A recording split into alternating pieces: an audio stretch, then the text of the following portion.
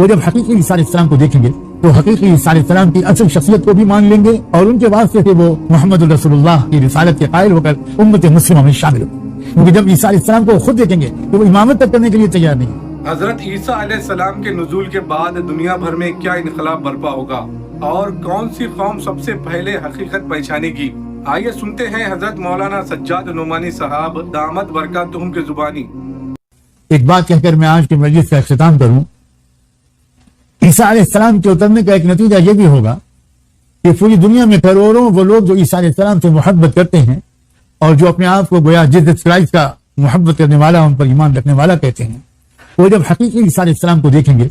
تو حقیقی عیسیٰ علیہ السلام کی اصل شخصیت کو بھی مان لیں گے اور ان کے واسطے سے وہ محمد الرسول اللہ کی رسالت کے قائل ہو کر امت مسلمہ میں شامل ہو،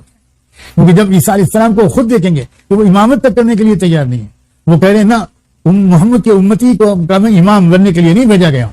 میں تو اس کا مقتدی بنوں گا۔ تو جو امتی کا مقتدی بننے کے لیے عیسیٰ علیہ السلام تیار ہیں،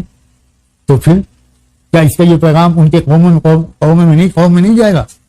کہ بھائی اب تو ہم کو بھی محمد رسول اللہ کو اپنا امام و رہبر مان لینا چاہیے؟ اور میں یہ بتا دوں کہ عیسائیوں کے متعدد حلقے ہیں، اللہ جانے کس کو کتنی زیادہ توفیق ملنے والی ہے، لیکن قرآن کا اشارہ تو یہ بتاتا ہے کہ وہ عیسائی جن کو ہم آج کل آرتھوڈاکس کرسچنس کہتے ہیں، جو نہ رومن کیتھولک ہیں نہ پروٹسٹنٹ ہیں، اصل میں وہ آرتھوڈاکس کرسچنس کہلاتے ہیں، اور جو اصل میں رشیا بیسڈ ہیں، جن کا مرکز جو ہے وہ مغربی یورپ میں ہی ہے، یہ ذہن میں رکھیے گا، مشرقی یورپ ہے، اور مشرقی یورپ کی قیادت اس خطے کے ہاتھ میں ہے جس کو روس کہا جاتا ہے۔